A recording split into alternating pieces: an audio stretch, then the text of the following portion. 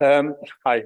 So, as you see from my title, I put power corrections in quote because this may not be the sort of type of power corrections that you would normally refer to, and you will see what I mean later.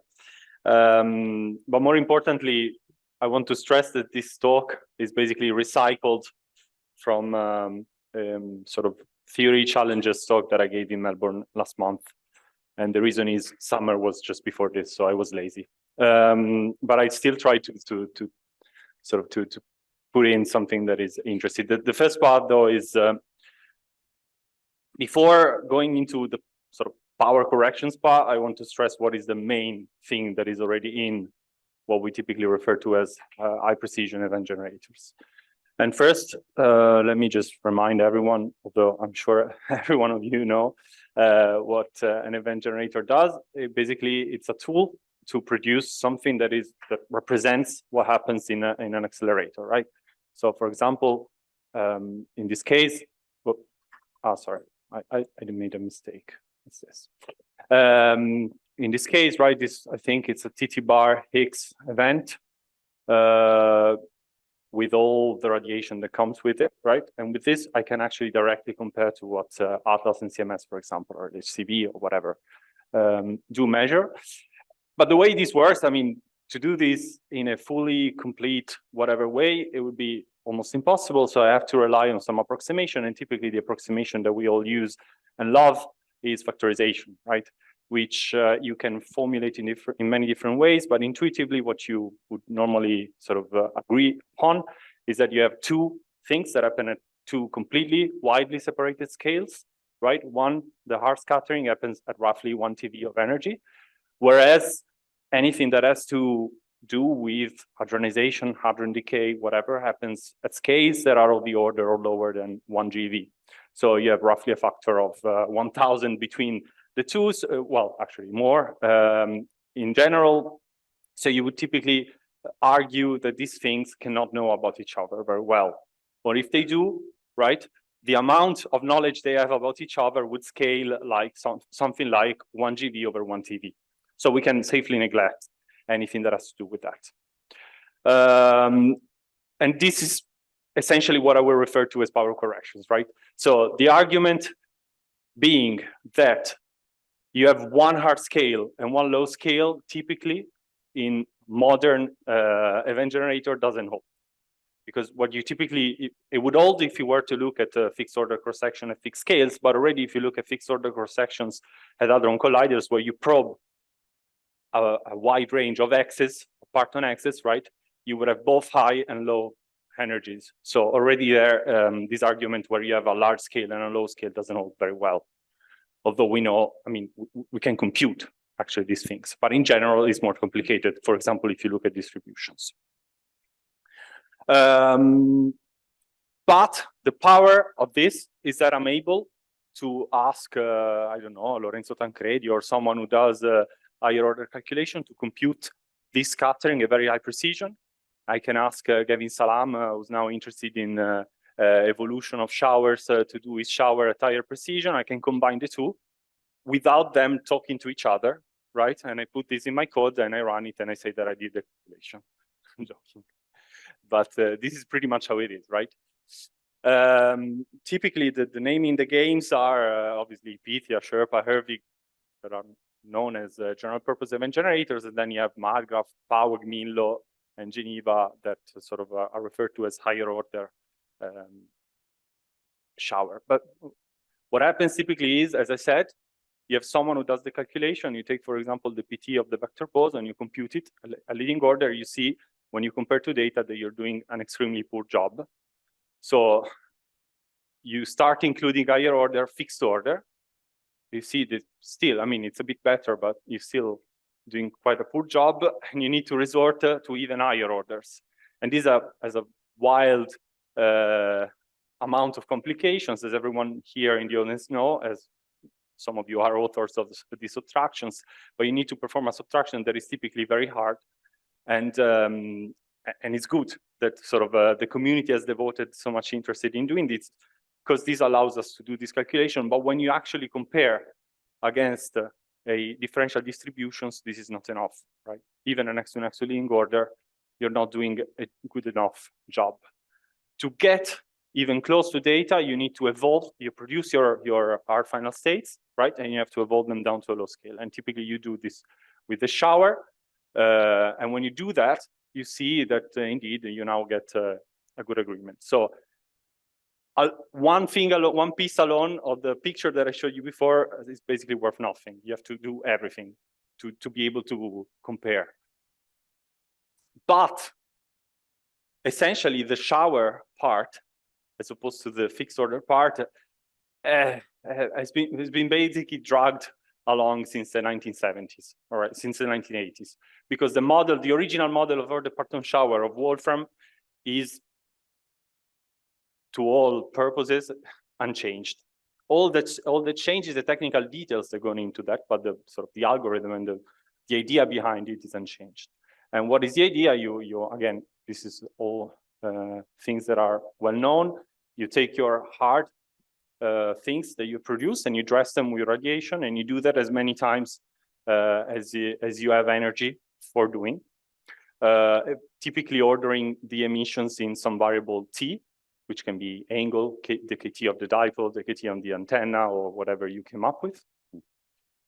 And as you do that, if you, or at least this was the belief until a few years ago, if you do that, taking care of evaluating alpha S at the right scale with the right soft coefficient, you would typically recover next to leading log for some observable and leading log for some other observable. So you would actually be performing resummation on all observables with different degrees of accuracies.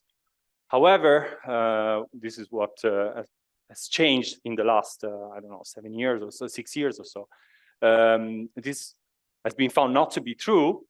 And the reason is that you actually need to be careful on what you do with kinematic recalls, because then you can spoil this accuracy that you thought you had. But now, I mean, we're in a place where we can name a handful of showers, although none of them are public. You can name a handful of showers that sort of take care of this issue, and they can claim next to leading log accuracies.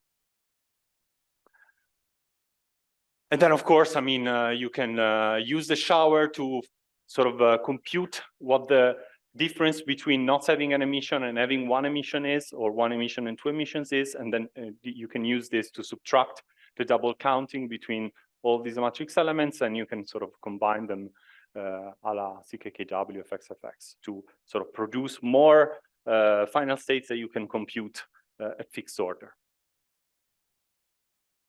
When you do, however, have to match, this is complicated, right? Because now, for example, if I take an approach a la Geneva or mean law, where you use a separation variable that you resum to produce your events, then you need to be careful, right? Because the shower already resums part of the observable. So when you do the matching, you need to be careful, so you can sort of introduce a various degree of complications.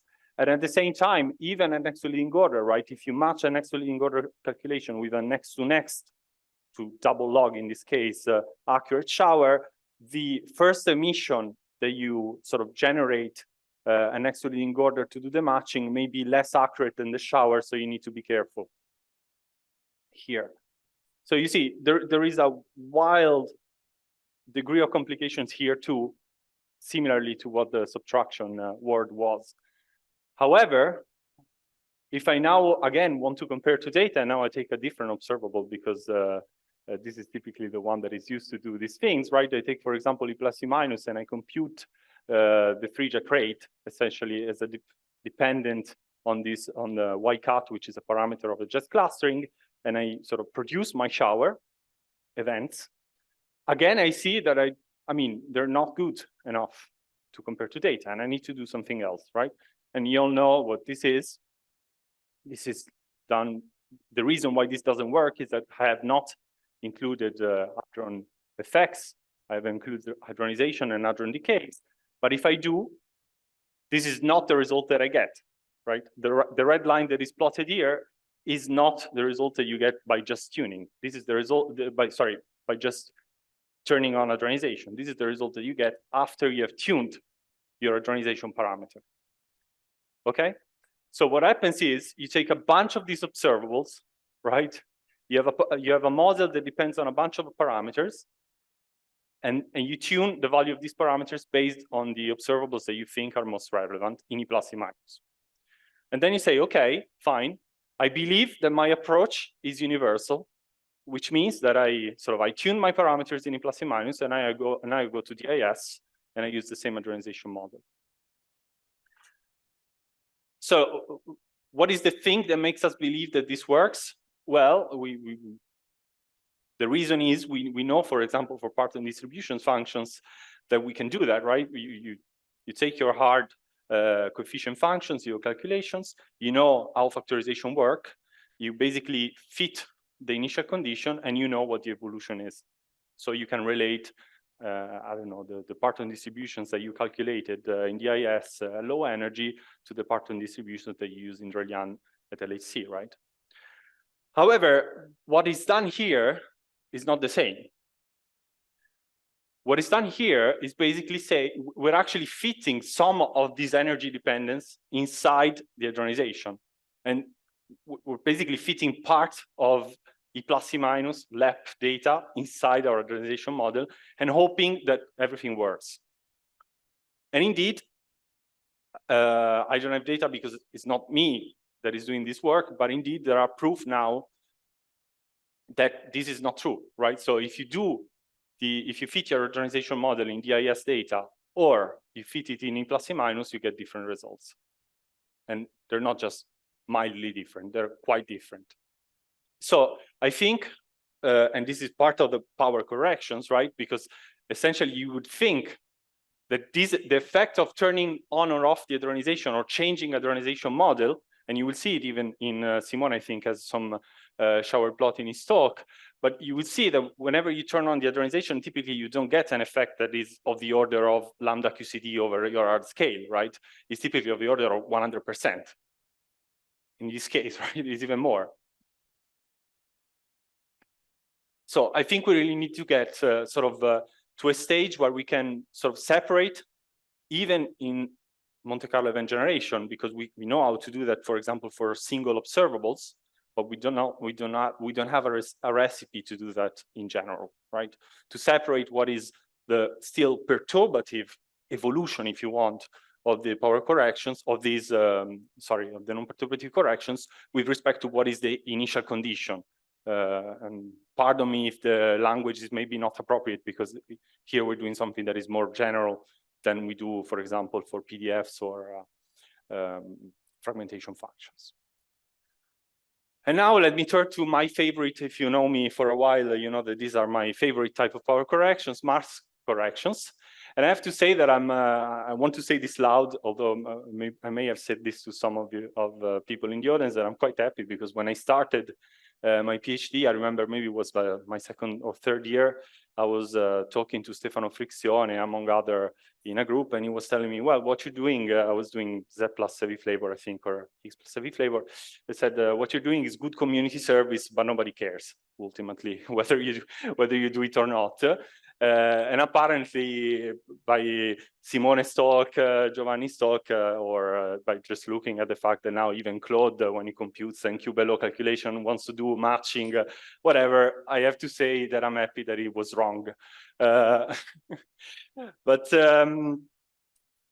here, in particular, I'm not referring to mass corrections in terms of you have your 5-flavor scheme or 4-flavor scheme. I don't care about that, right? Because even in the 5-flavor scheme, when you produce events, your shower already massifies the final state. So mass effects are already counted in, even if you think they're not, even if you're doing a massless calculation with a Parton shower. But the way this has worked typically is you replace the massless splitting function with massive splitting function, and you replace the definition of the kinematics with massive kinematics, and you hope everything works. I'm going to sort of argue that this is not enough. And you kind of understand already why, right? Because even if I'm not, I told you before, if you look at differential distributions, you have some scale that varies.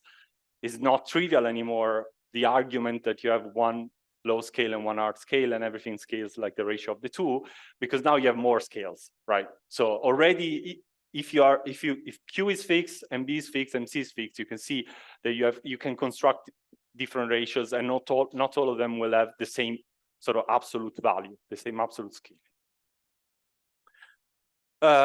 So the first puzzle for me, at least, is this: take the gluon splitting, right? You have a gluon, right? In order to be able to split into a pair of heavy quarks, the gluon will have to have some invariant mass, right? Some of shellness, which I can call Q squared, right? So now I have a shower that generates many emission. After a while, one of the gluons splits into a QQ bar, massive QQ bar, because the shower only has massive particles, as I said. And now I'm asking, what is the value of alpha S here, right? Because as you know, the typical argument would be that this splitting, right, is neither soft or collinear enhanced. Because if I have mass, if the quark is massive, right, this thing is case like a log. A single log, not a double log like any other splitting, right? So typically the argument that is used is for any other splitting, you take the splitting, you evaluate alpha S at the scale T, which is proportional to the KT of the splitting. And this is, I mean, you have to do archaeology to find out why, unless people in the audience know, but this is something that is very old, and the argument to make it simple is that when you do that, you're basically reproducing, you're already resumming the leading log 1 minus x over 1 minus x plus to the k terms that appear in higher order splitting functions. Okay, here there is no such argument. You're basically free to do whatever you want. And given that you have two scales, you can do whatever you want, really. I mean, you can take the invariant mass, you can take the transverse momentum of a dipole, you can take the sum, the transverse mass, you can take the geometric mean of anything, and nobody tells you whether you're right or wrong. And now you tell me, okay, but this is higher accuracy, I don't care. Except if you look exactly at BB bar produced from the shower. Then there is no longer next to leading log, if you want, and it becomes leading log in that counting. So you have to care, and you have to be careful. Additionally, there's even the problem of evolution, right? So dipole shower typically evolve splittings ordered in KT, okay? But now, as I said, there is more scales, and KT may not be the one that reflects physics better than some other scale, right? So for example, take a virtual photon that splits into a QQ bar and an heavy quark pair, okay? Assuming for the sake of argument that the QQ bar, the massive quarks basically can only couple to gluons and not to photons, such that I don't have the gluon to heavy quark vertex. So the way this proceeds is basically the photon splits into the light directions, and then one of the two lights emits a gluon, which then splits into a QQ bar. Okay? So I compute the matrix elements.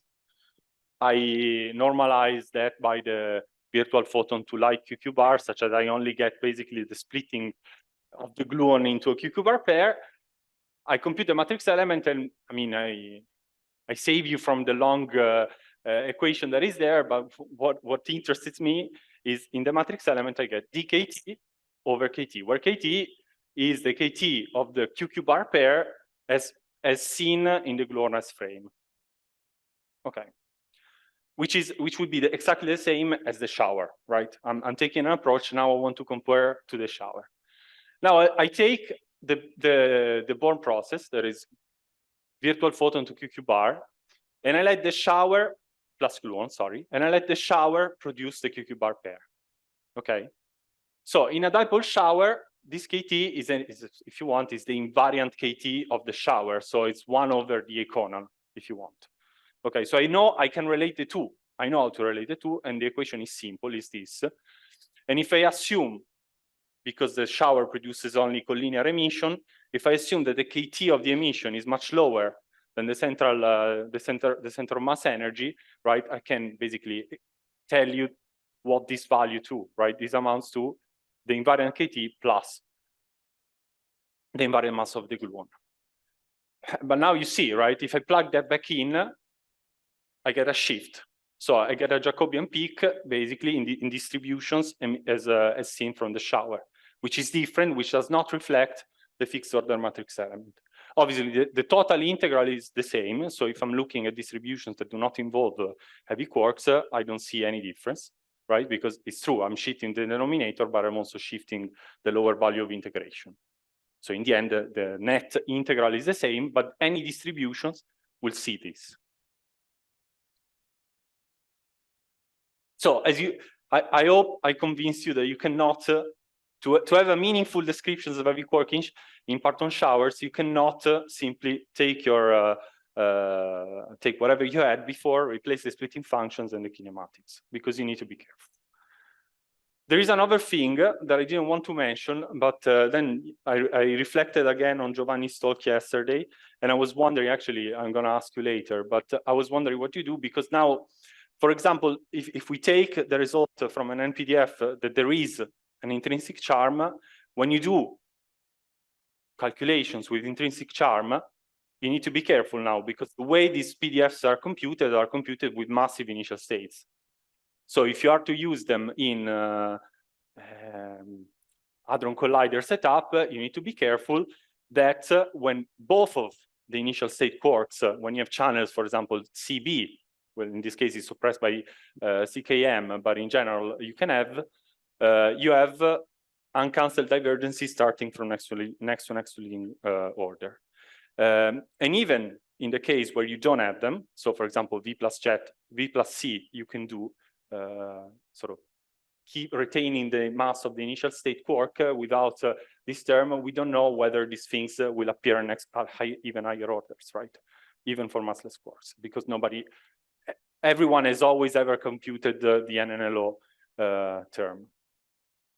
But in any case, even if you don't have this problem, I still wanted to stress that you need, I mean, those PDF are only meaningful. The factorization scheme that PDFs are computed in is when you retain the initial state quark mass.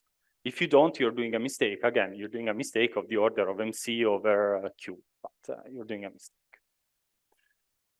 And lastly, I want to sort of tease you on electroweak corrections, because there are various approaches you can take. Obviously, you can compute them fully. You can approximate them with electroweak Surakov. If you know the leading log or next to leading log approximation, you can resum them. You can do whatever you want, right? But the argument behind you computing higher order electroweak corrections is the following, right? At high energies, in contrast to QCD, I can distinguish between a W or a Z, or a photon, for that matter, and anything else, right? So there is no real radiation. There is only virtual radiation. I have to integrate over everything that is virtual, and so I get these large electroweak corrections, right? But at high enough energy, a W is not distinguishable from a Z. Actually, everything is the same, we know, because this is exactly the argument for high energy theory, right? So, and in that regime, when the electroweak corrections are largest, the virtual electroweak corrections are largest, also the real corrections are large, and they typically, to a large extent, cancel. Okay. In addition, there is this problem, right? SU2 is the same as SU3, so I don't care. You have the same issues as with a V-quark. So when you well, it's not the same, right? But to all intent and purpose, it's the same, right?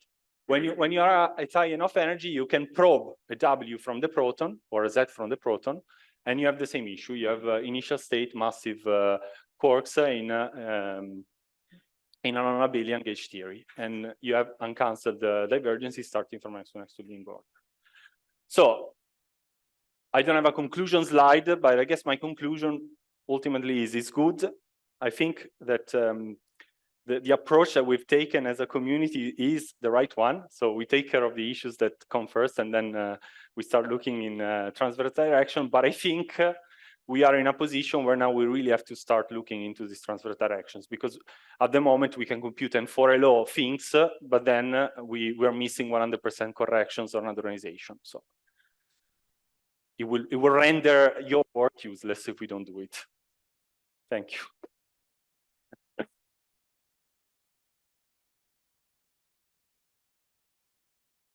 Yeah, I told you. Thank you. Interesting discussion. So, plenty of time for questions. Yes. I have a curiosity about your slide where you say that basically the shower alone is not able to properly describe the distribution for massive quarks because of this argument you say that there is this shift. I wonder, however, I mean, if one starts with a massive calculation and then on top of that adds the shower, of course, at all order, the problem will still be there, but if perhaps one can already quantify how much this effect is important by including higher order, starting from higher order calculation with the mass. Okay, so I mean, the question was there, do you know if there is any exercise being done in this direction, or? I mean, the argument is always the same, right? You could have the massive calculation, but massive calculations are typically, they have more final state particle and the loop integrals are more complicated.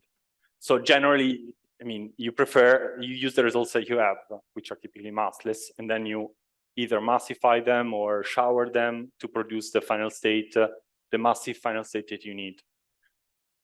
No, okay, but yeah, I mean, in this case, this is an exercise where you can both compute the fixed order and the shower. My suggestion was like if this could be a method to quantify how much this error is affecting distribution. But it depends on the. I mean, the point is that this depends on the distribution. I can cook up. I mean, if I look at the KT of the heavy quark in this setup, this thing is 100. I mean, it's literally anything and anything else, right? I can cook up any example. So if I look at this in a different setup, obviously this will be washed out by many other effects. I leave it to you to decide how important this is, right? I mean, I have a plot where I show that this is anything and anything else, but I don't think it's I don't think it's fair to use that as an argument. I think, as we're all theorists, the only argument that we should have is that in one case we have a better approximation, and in the other than the other, right? Whereas we would want this to be a good approximation of this. Having an experimental plot where one approximation doesn't fit the data and the other is better, it goes around. No, but there is no data, right? This process doesn't exist. Yeah,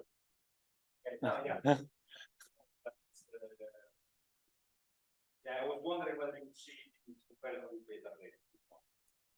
I mean, typically anything that has to do with heavy quarks has an uncertainty of 10, 20%. So you cannot see anything. Yeah, as you were saying, Simone, not yet, but we will have to work. Not yet, harder. not yet. That's right. Okay. Other questions? But for example, I mean, having resummation calculations for heavy quarks already helps, right? I guess my question was, how do you see this because in resummation, I would do precisely what you said I shouldn't do. I would take the quasi-collinear limit for the phase space for the splitting function, which gives the massive splitting function. Mm-hmm. And that seems to be correct, but you say it's not. So I'm sure that in the shower is not, and there may be various reasons, right? The problem, so the difference with shower and resummation, for example, is in the way you treat your evolution. In the shower, the fact that you sort of emitting things at different scales determines essentially what happens in your final result. In resummation, you typically don't care this much. The whole soft sector for the resummation of heavy quarks is much more complicated than the simple quasi-collinear splitting part that could be done by the shower. I don't know if that could already I mean, I'll show some slide later. I'm sure also Massimiliano can tell you for the Qt resummation of heavy quarks, the wall. I mean, there are color masks that needs to be exponentiated. These things. Yeah, this maybe this problem arises also in resummation. I don't know. I haven't tried.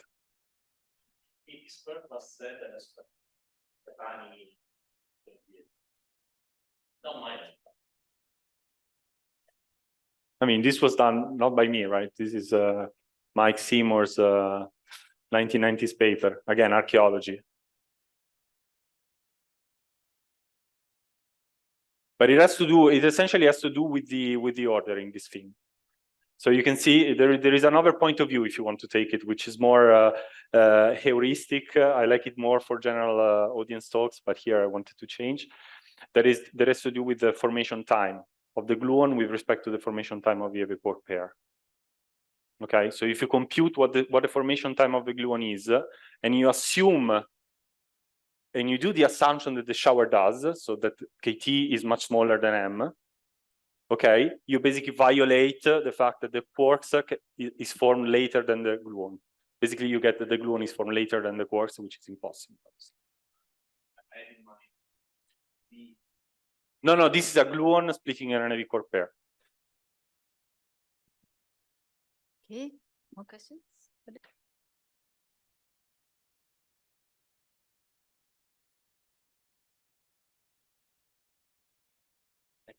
About the charm. I'm not sure about the details, but I'm pretty sure that, for instance, an NPDF, when they determine the intrinsic charm, they do it in a massless scheme. So as far as I know, the charm in a mass scheme, and then they evolve it back up to the mass, and then they switch to the NF equal 3 scheme, massive scheme. So if you want consistent, at least with their determination, that I don't know the other PDF fitting group, you need the fixed order massless cross section. You need both, right?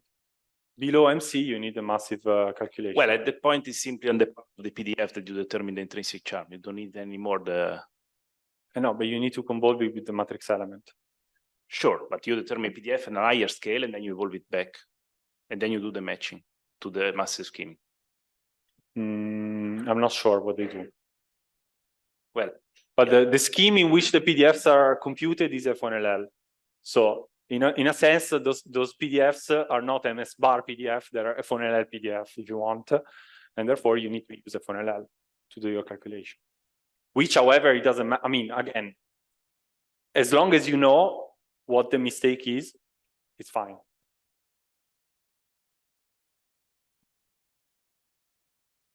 Okay, the questions? Yes. We were actually discussing with Simone about something like this shortly before. And I think if you actually do what Giovanni said, so if indeed the NN PDF or other PDF fitters determine the intrinsic charm in a massless scheme, they are basically simply neglecting the effect that you are worried about. So there is somewhere an M charm over there some must be. Q. There must be. That the coefficient of which we cannot determine beyond, say, one loop or something. Exactly. And we are simply decreeing that we are not looking at it. That's, I think, is the status. I mean, yeah. I think it's the same too. Yes. Thank you. Okay, so let's thank